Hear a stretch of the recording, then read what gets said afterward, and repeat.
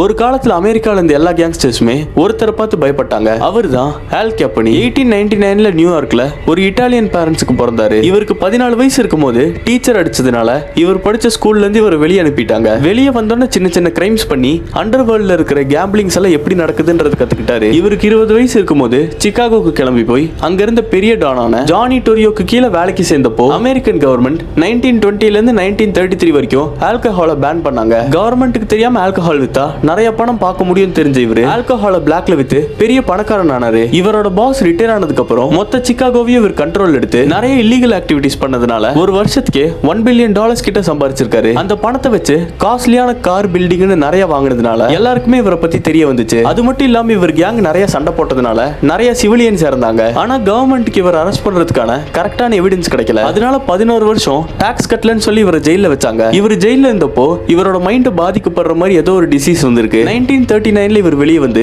அமைதியாக தான் இருந்திருக்காரு. ஆனா 1947ல இவரோட ஹார்ட் ஃபெயிலியர் ஆனதுனால 47 வயசுல இறந்து போயிட்டாரு.